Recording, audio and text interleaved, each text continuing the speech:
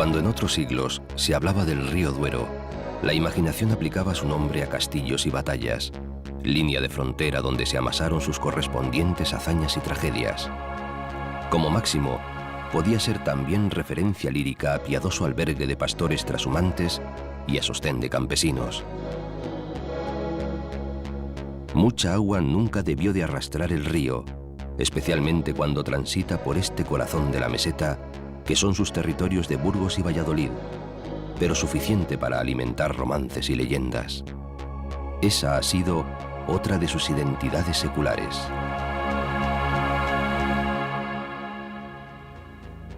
Ahora su nombre se liga con más frecuencia al vino. Padre, cuidador, vigilante de vinos. ¿Desde cuándo? Se sabe con certeza que ya en el siglo XII llegaron a estos pagos a fundar el actual monasterio de Valbuena unos monjes venidos de Borgoña. ¿Y qué iban a traer? Sino cantos místicos y plantones de vid. Pero no hace mucho más de 100 años que los oscuros y recios vinos de la región se transformaron en auténticas joyas de la gastronomía. Fue una familia vasca la que aportó cepas internacionales, francesas sobre todo, para enriquecer el viejo pago de Santa Cecilia, que acabó llamándose Vega Sicilia, río por medio del monasterio aquel. Un siglo más tarde, en los años 70 del 20, aparecería Alejandro Fernández en Pesquera de Duero para dar ejemplo a los pequeños viticultores que no habían contado hasta entonces con sabiduría y medios para explotar aquel tesoro. En fin, es una historia larga, muy larga, para unos vinos excepcionales, bien conocidos hoy en todo el mundo. La historia del Duero, río de los romances, convertido en río del vino.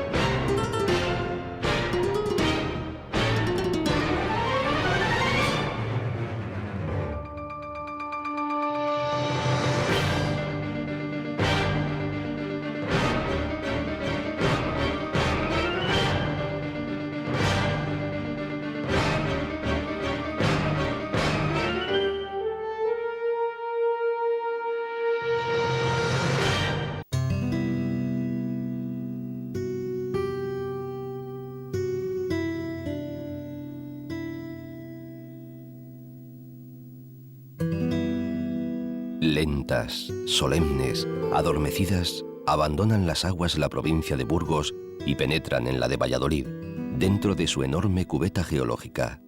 Entre desmontes y lomas medio calvas que ellas mismas han organizado, testigos áridos sobre el ondulado páramo cerealista y pobre que las rodea.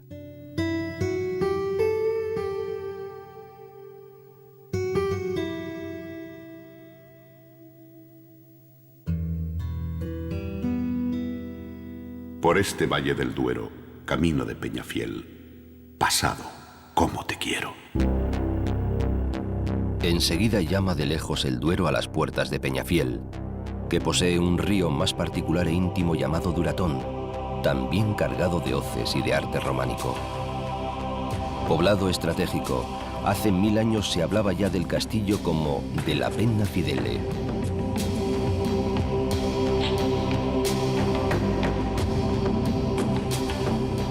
Este castillo, que parece hoy suntuoso barco de piedra en medio de la estepa, fue escenario de 1000 historias suculentas. En él, por ejemplo, cercó la peleona Urraca, reina de León y de Castilla, a su propio marido Alfonso I, rey de Aragón. El batallador, lo apodaban a él. Aquí nació otro desdichado personaje que padeció asimismo conflictos familiares, el conocido como Príncipe de Viana, que tanto luchó contra su padre, Juan II, también de Aragón. Aquí vivió Alfonso X, el rey sabio que intentó con sus escritos, aparte contar y pensar sobre asuntos muy diversos, organizar jurídicamente la vida de los españoles.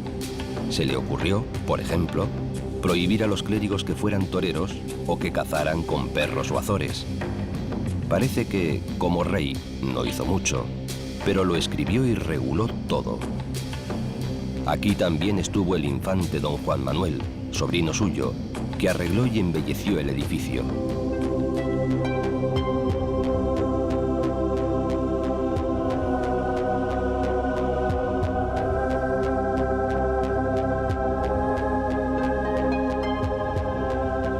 La gloriosa y pétrea fortaleza, en fin, ya con tanta nobleza entre sus piedras, se ha convertido recientemente en museo de vinos, no menos noble y amabilísimo lugar para entretenerse dentro de él.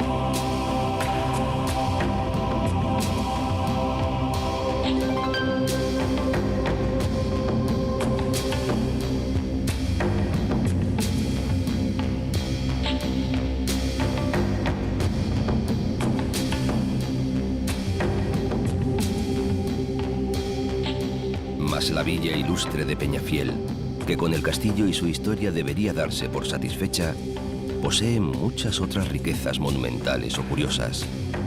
Varias iglesias, conventos, bodegas subterráneas, hermosas calles viejas y una de las plazas más vistosas de España, del Coso llamada, que siempre ha sido recinto de festejos, sobre todo gracias a la mano de obra de los toros. Mas para saborear el rico queso del lugar y el lechazo asado, no se precisa fiesta alguna.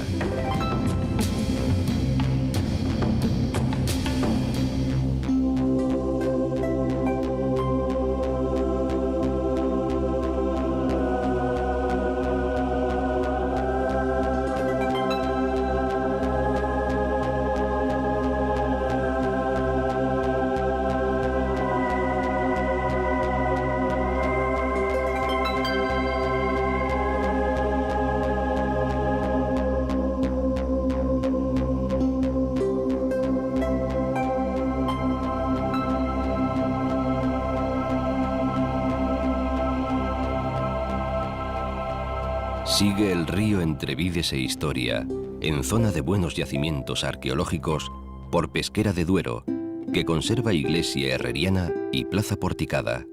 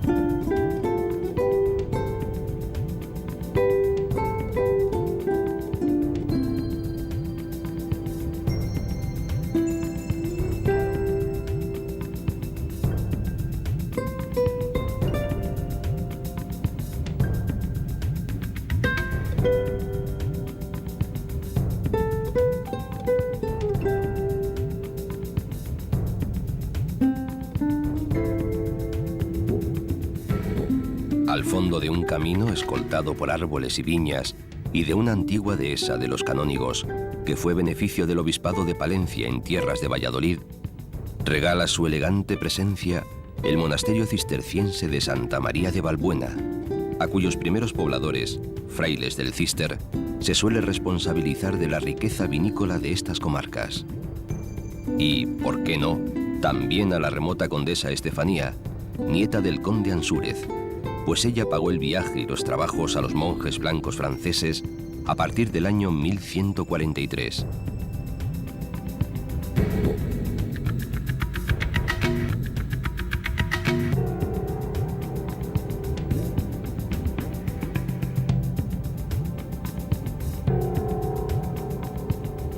Hoy el monasterio es sede oficial de las Edades del Hombre, organismo que lleva realizadas grandes exposiciones del arte sacro de Castilla y de León.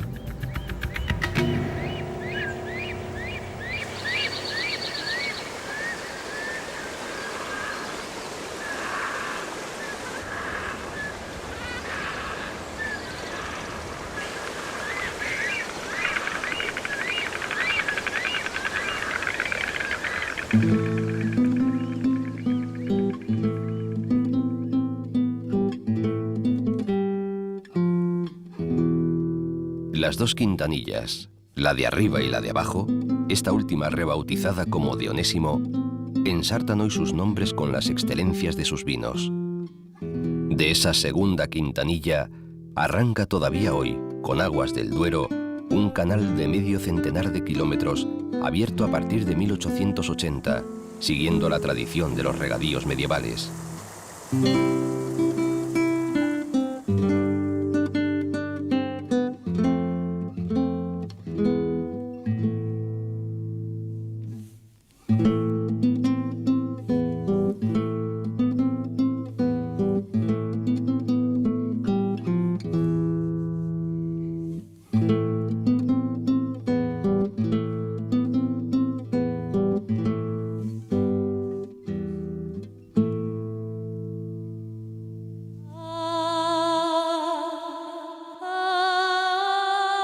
Las bodegas Vega Sicilia, que son la leyenda dorada del vino tinto español, se sitúan en Valbuena de Duero, en una finca y una vega que siguen el curso del río.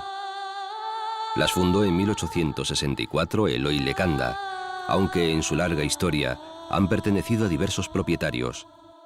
Fue Chomin Garramiola quien en 1915 procura el nacimiento de dos vinos excepcionales, Vega Sicilia y Valbuena. La distribución de aquellas primeras botellas comienza a realizarse entre la alta burguesía y la aristocracia, pero no como un objeto comercial. Los propietarios de la bodega ofrecen los vinos como regalo a los buenos amigos de la familia. Así comienza a forjarse la leyenda del vino más exclusivo de España, puesto que no puede adquirirse con dinero, sino con amistad.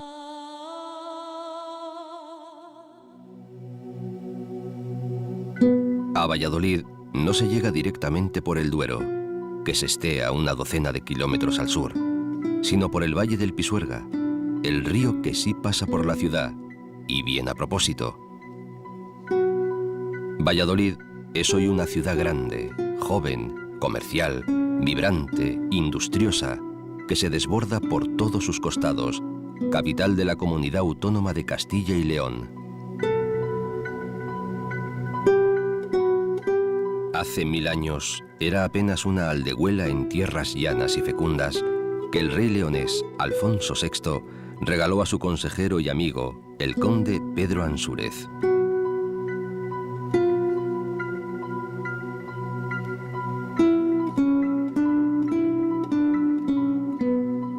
Aquí se casaron Isabel y Fernando. Aquí murió Colón, 24 años después de haber desembarcado en América. Aquí vivió sus desdichas y escribió Cervantes. Aquí nació Felipe II, en un palacio renacentista que es hoy sede de la Diputación. Cuentan que sacaron al infante por una ventana para llevarlo a bautizar a la cercana iglesia gótica de San Pablo. Este mismo personaje, ya rey, decidiría 33 años más tarde, en 1560, trasladar la capitalidad a Madrid, episodio que marcaría el declive de la ciudad.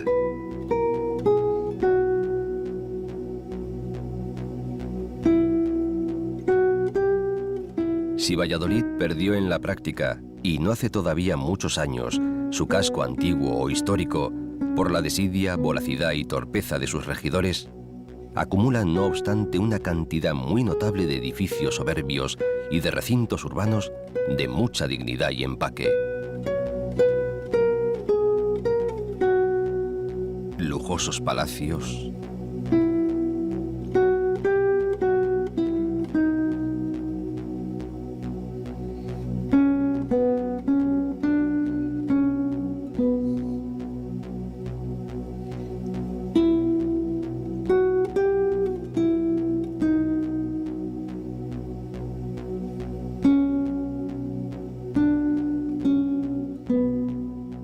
iglesias de noble arquitectura, conventos, casas nobles, colegios, universidad, museos.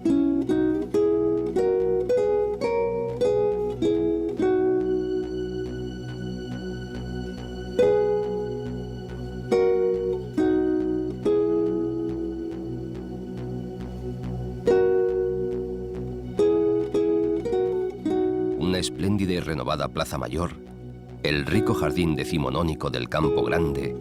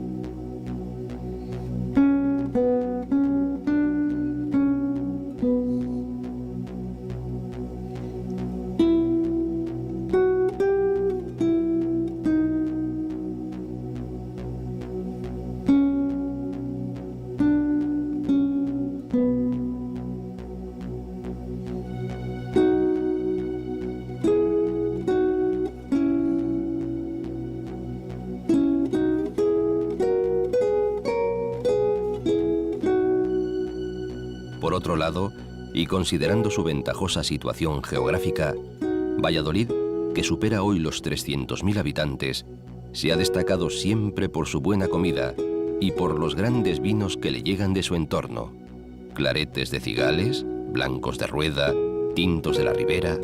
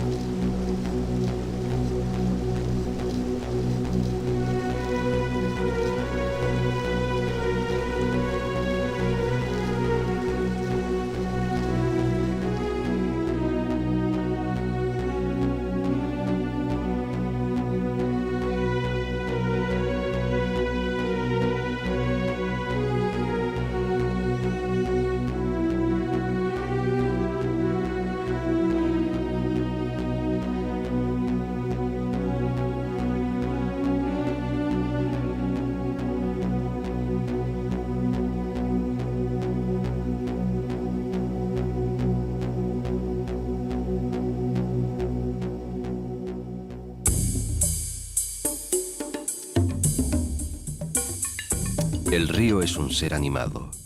Cambia, fluye, reposa, sestea, crece. Si no se acerca a la gran capital, tampoco quiere mirar, salvo de lejos, los muros históricos de otra pequeña ciudad muy próxima, Simancas.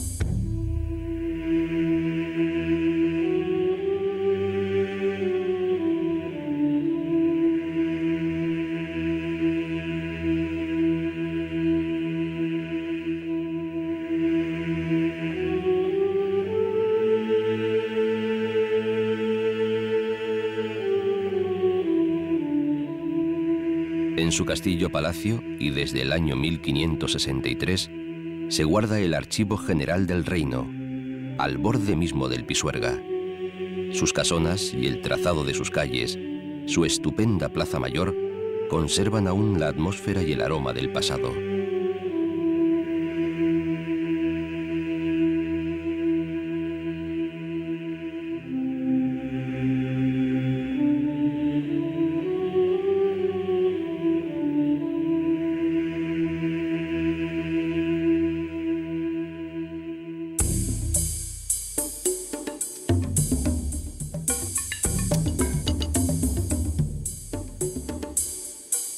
Por encima de Simancas y de los Vergeles, que juntos crean el Pisuerga y el Duero, al norte, entre una sucesión de lomas y alcores de no mucha altura, pero son las únicas elevaciones de la provincia de Valladolid, se distribuyen los llamados Montes Torozos. Allí se ocultan, en valles de modesta vegetación y monte bajo, pequeños pueblos con preciosas iglesias mozárabes y románicas, castillos e insólitos monasterios.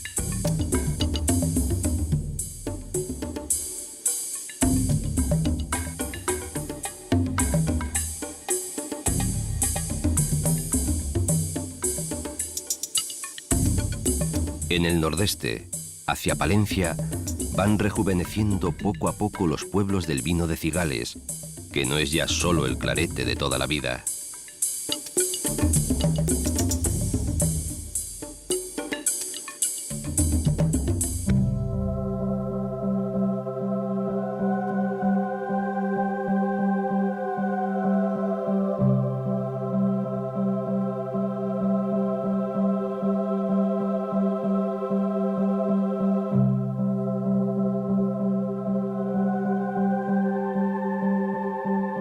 Y en el noroeste, asomado ya sobre la estepa de Tierra de Campos, el pueblo amurallado de Urueña, fronterizo en algún rincón de su larga historia. De campesino y pastoril ha ido pasando a albergue de artistas, músicos sobre todo, gracias principalmente a la laboriosa Fundación Joaquín Díaz. Urueña, cuya recuperación parece milagro, mantiene en pie unos cuantos edificios muy notables y parte del castillo en el que, según cuentan, vivió encerrada la sevillana María de Padilla, por cuyos amores el rey Pedro I abandonaría a su esposa Blanca de Borbón a las 48 horas justas de haberse casado con ella. En los castillos sucedían antaño este tipo de cosas.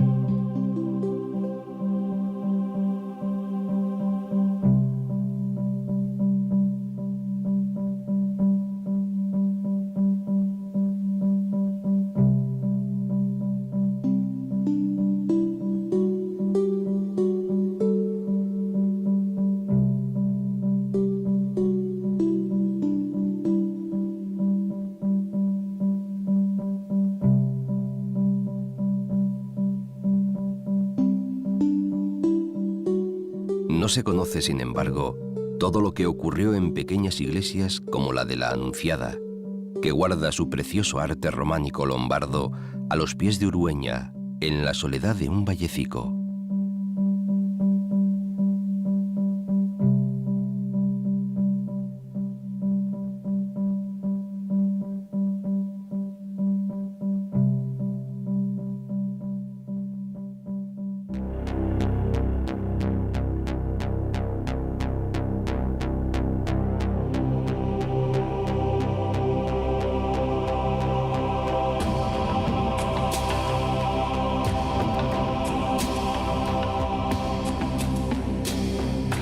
Con cierto ímpetu choca el Duero más tarde, tras perfumarse en montes de pinos, con el talud sobre el que resplandece Tordesillas, rico su cauce ahora, tras haber recibido del Pisuerga más aguas de las que él mismo aporta.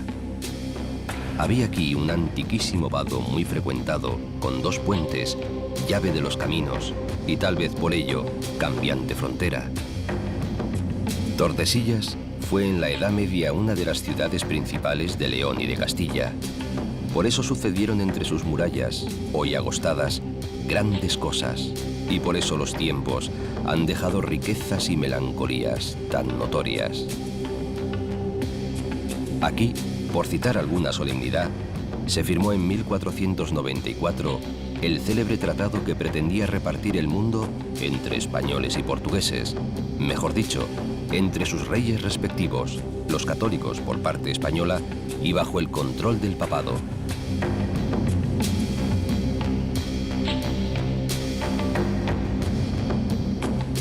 Ciudad cortesana y política, Tordesillas muestra hoy una buena colección de tesoros de su pasado. El principal es, sin duda, el convento de Santa Clara, antiguo palacio real que construyera Alfonso XI para celebrar su victoria sobre los musulmanes junto al río Salado, con baños árabes, decoración almohade y yeserías moriscas, lo que señala muy bien sus preferencias estéticas. Y entre otras lastimosas y fantasmales presencias, figura la de la pobre y deprimida doña Juana, llamada la Loca, y durante 46 años, nada menos, hasta su muerte en 1555. Triste está la reina, triste, triste, que no está riendo. O la de Leonor de Guzmán, o la de María de Padilla. Hay más conventos, palacios e iglesias en Tordesillas que evocan un pasado agitado e intenso, así como una estupenda plaza porticada del siglo XVII que albergó tal vez historias más placenteras.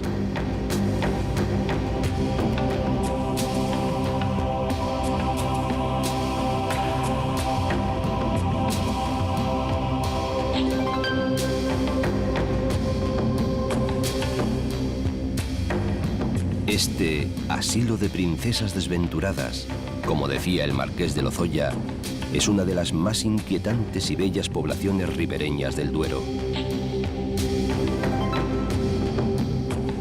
Mas sigue el Duero su camino de siglos a través de los mismos paisajes que convirtieron en lacrimoso Jeremías al célebre notario de Fromista, don Julio Senador, en su inolvidable libro La canción del Duero. Hace ya 80 años, mas las cosas han cambiado mucho y para bien. Nada encontré en el camino, ni un desmayado sauce que derramara sobre mí sus flores. Tan solo el fúnebre silencio de una campiña taciturna.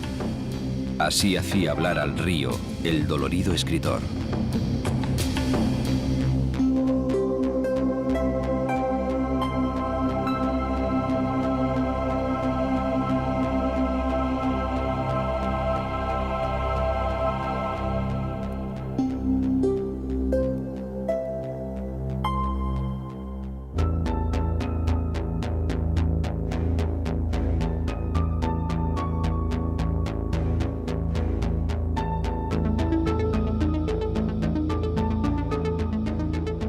El terreno obliga al río, una vez más, a dibujar un arco quebrado.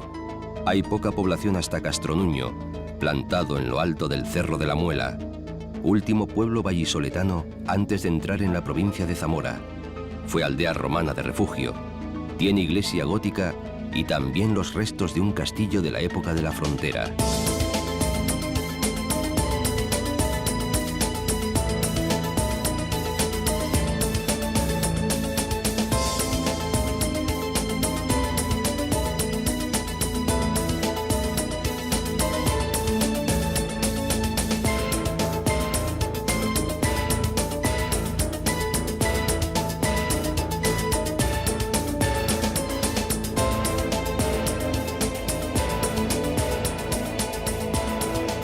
Se represan en su entorno las aguas en el embalse de San José, único espacio calificado como natural en toda la provincia.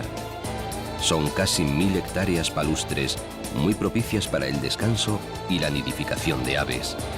Suelen vivir aquí garzas reales, garcetas y martinetes, y en invierno acampan ánades, cormoranes y patos de distintas clases.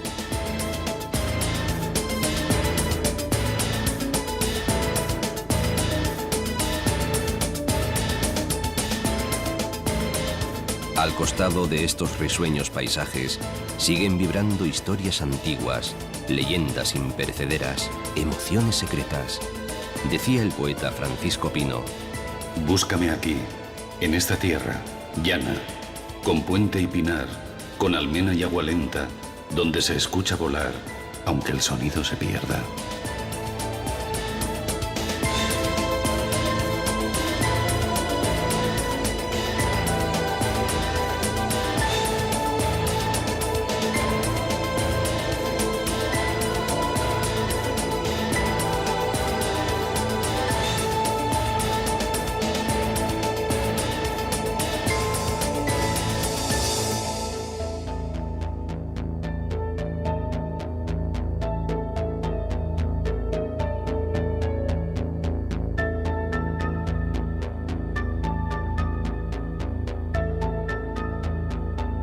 De nuevo, como en Tordesillas, encuentra el río otro murallón, que es ahora sostén de la ciudad de Toro, y ha de rectificar su camino hacia el oeste bajo un suntuoso puente románico con 8 siglos de servicio.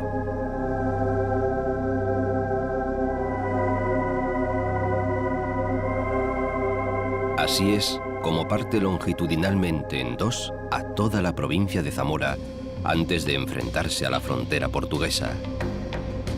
Al norte de su cauce queda la llamada Tierra del Pan, al sur la Tierra del Vino. Y Toro viene a ser la capital de esta segunda.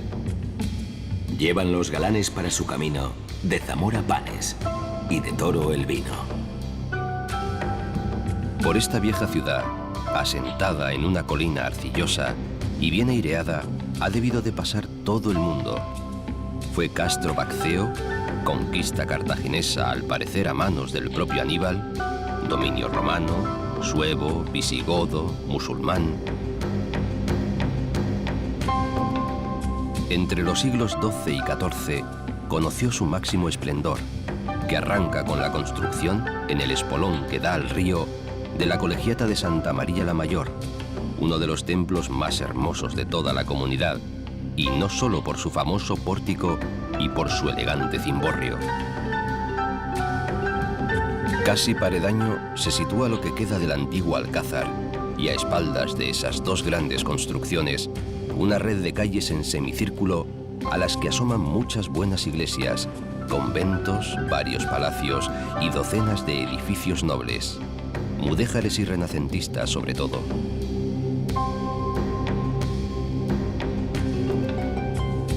Hay que recordar que Toro fue varias veces sede de Cortes Generales y que más tarde, y hasta 1833, fue también capital de una provincia que llegaba hasta las tierras cántabras de Reynosa. Esos hechos y el adormecimiento posterior, que impidió los consabidos derribos rapaces y las destructoras especulaciones, han permitido conservar tantas riquezas.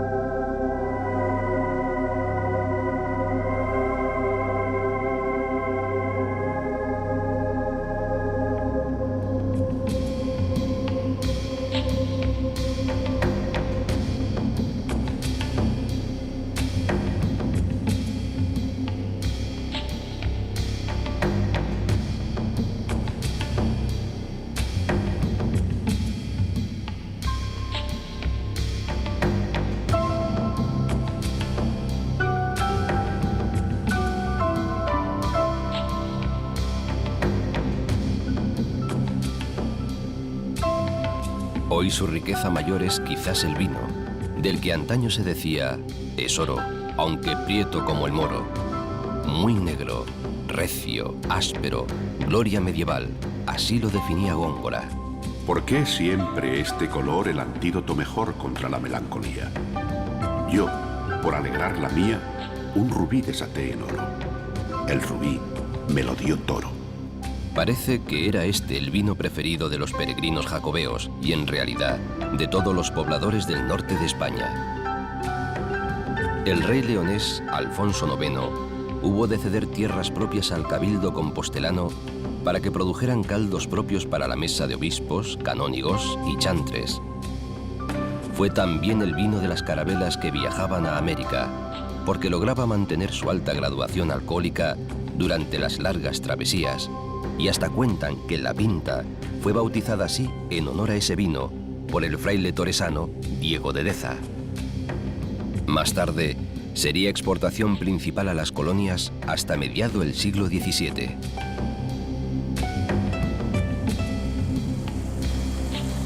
Los nuevos viticultores han mudado de arriba a abajo el cultivo, la crianza y las características de estos vinos que antes pasaban por populares e incluso toscos y peleones. Su dignidad y superior categoría son ya apreciadas en todas partes, tanto en España como en muchos países extranjeros.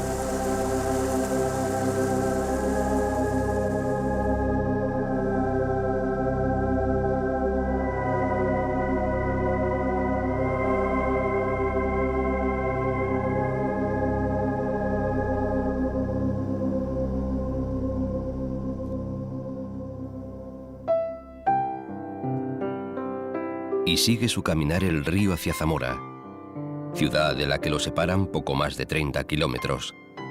Son paisajes suaves de vega, con alamedas y pinares, jardín entre los dos costados de páramos y montes bajos.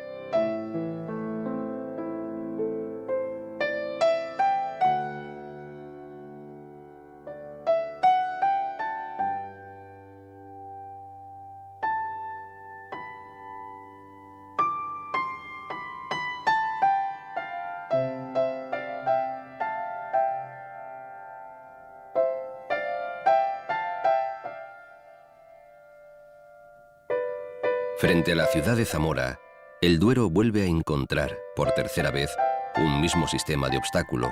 Ha de orillarla, rozar sus muros, pero no se mete dentro.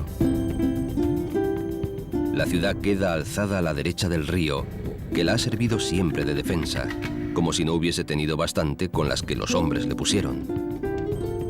Zamora, la muy fuerte y antigua, pues fue acrópolis vaccea antes de la llegada de Roma. Fue después mansión o posada en la Vía de la Plata, es decir, en la importantísima calzada que unía Mérida con Astorga. Ocelum Duri, Ojo del Duero, a causa del gran puente que salvaba el río. Muchos creen que Viriato nació y luchó aquí. Fue más tarde el límite de asentamiento de los visigodos, y los musulmanes pelearon mucho por ella a los leoneses, aunque solo la tuvieron por poco tiempo. Zamora, la bien murada. Se cree que su nombre actual viene de entonces, del suevo semure o del árabe asemur. Antes del año 900 aparece ya bien repoblada y siempre Plaza Fuerte es escenario de un puñado de sucesos históricos bien arropados de leyenda, bajo el axioma de que no se ganó Zamora en una hora. Guarte, guarte, rey don Sancho, no digas que no te aviso, que de dentro de Zamora un alevoso ha salido. Varias generaciones de estudiantes españoles aprendían de memoria este famoso romance de la falsa traición de Bellido Dolfos durante el cerco que puso a Zamora el rey Sancho, hermano de doña Urraca, dueña entonces de la ciudad.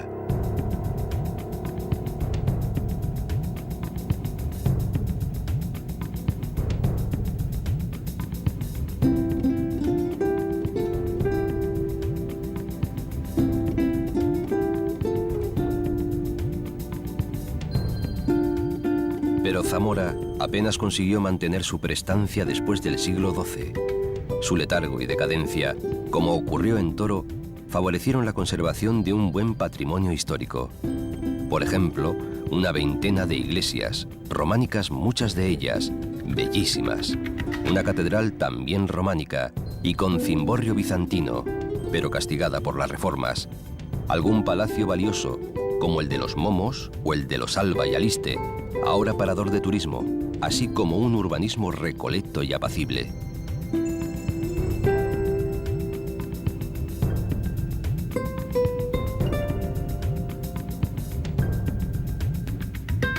Muchas callejuelas dan a la cerca amurallada, desde la cual resplandece el espectáculo del río, con su gran puente medieval sobre su base romana, y las antiguas aceñas por encima de las cuales vuelan gaviotas llegadas de muy lejos, quizá de Oporto.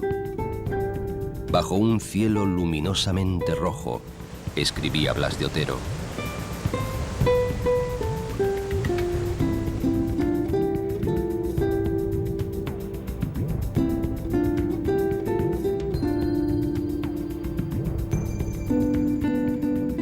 La capital moderna va creciendo hacia el este.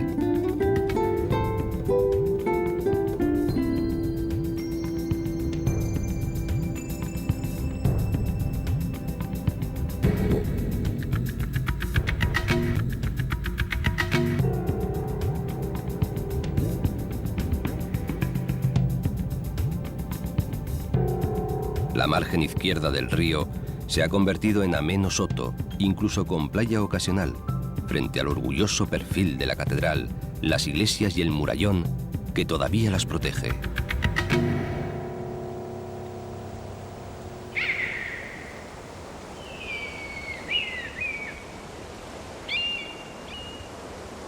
Luego de haber rendido honesta pleitesía a la histórica y discreta ciudad de Zamora, segunda capital de provincia a la que roza, el Duero continúa sus pasos, ahora en grande soledad, por entre los campos de Aliste y de Sayago.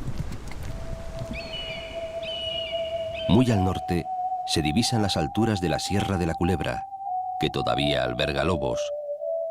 Son tierras todas llanas y más bien pobres, tierras bravas, les dicen allí, de poco alimento, abultadas de granitos, parceladas con vallas de piedra para acoger al ganado, naturalmente poco pobladas y animadas por hermosos robles que a veces se abaten sin mucho respeto y sin necesidad alguna.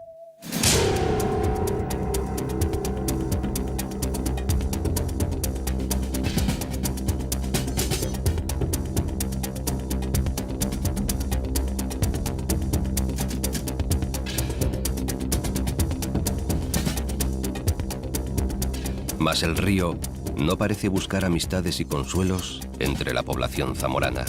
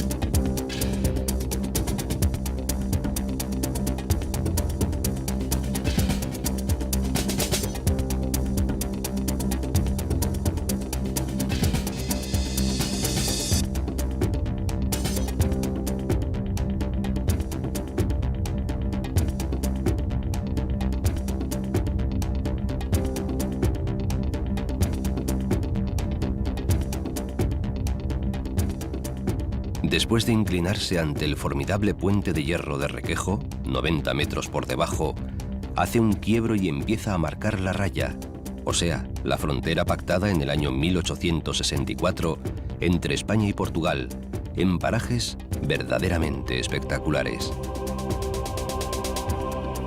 La zona recibe ya el título de Parque Natural de los Arribes del Duero y del Águeda.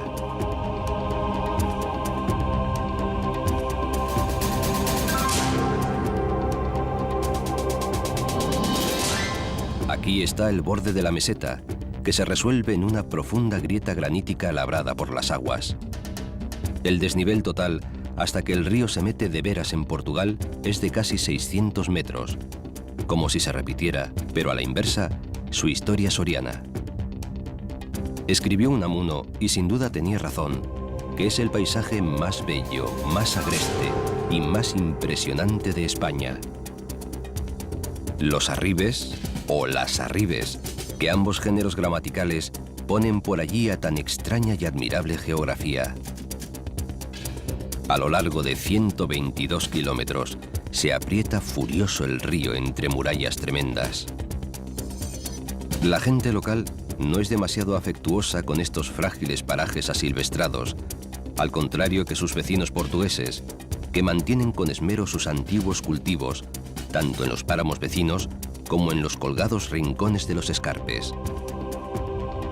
Todavía admiran y espantan algunos tramos del largo recorrido, tan largo como que traza gran parte del extremo occidental de las provincias de Zamora y de Salamanca.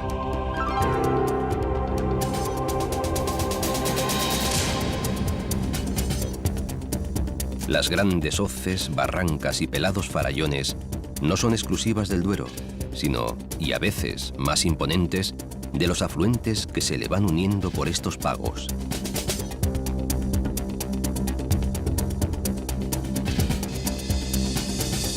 En realidad, son muchos y muy diversos los parajes que se exhiben mientras el Duero corre encorsetado y con los frenos de las presas.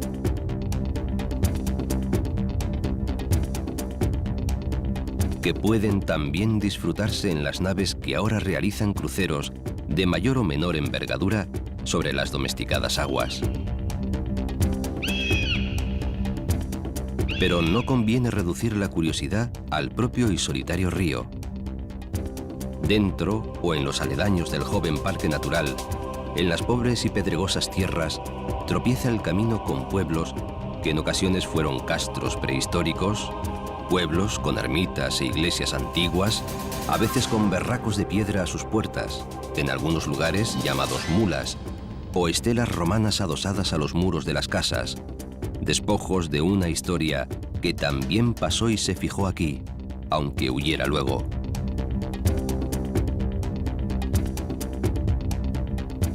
El poeta López Anglada, después de tantos versos legendarios y remotos, quiso encontrarse ya con otro río. Mozo fornido, Duero, obrero sudoroso. Tú, no ya de romances, sí de manos callosas. Flor de conmutadores, corazón de turbinas, galope de electrones partiendo de tus venas.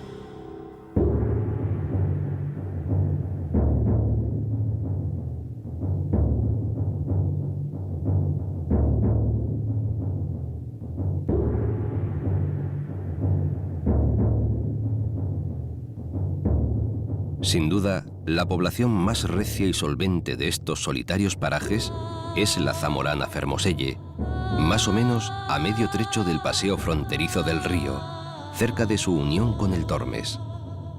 Es villa tan específica del Duero, ganadera y agrícola, que últimamente se dedica con preferencia al buen vino, a base sobre todo de una uva autóctona que porta el extraño nombre de Juan García y tiene un gusto peculiar.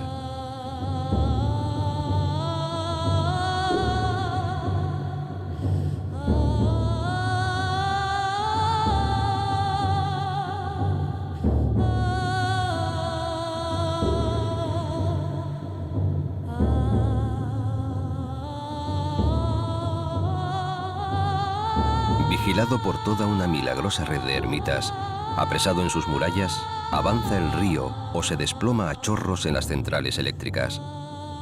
Toda su historia parece disolverse en el gigantismo de esas industrias y en el espacio inmenso de los embalses de Ricoballo y de la Almendra, henchidos por sus parientes Esla y Tormes. Mas el río no termina.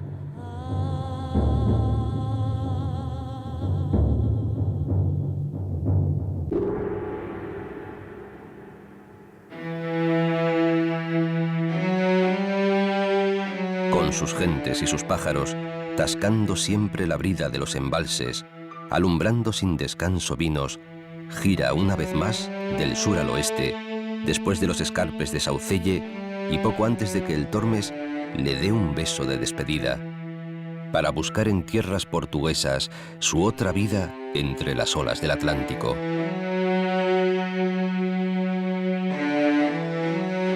Unamuno En extraños, risueños, un poco estrambóticos versos, resumía la historia y la vida de este gran río que amaba tanto. Arlanzón, Carrión, Pisuerga, Tormes, Águeda, mi Duero, lígrimos, lánguidos, íntimos, espejando claros cielos, abrevando pardos campos, susurrando romanceros.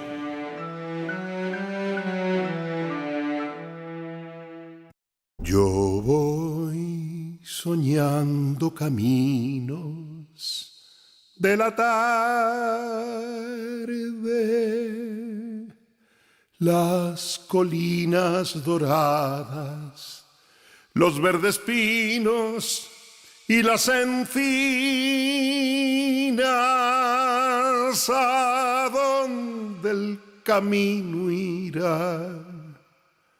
¿A dónde el camino irá? Yo voy cantando viajero a lo largo del sendero.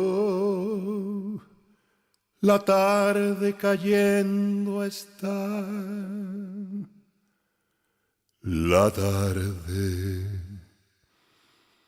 cayendo está.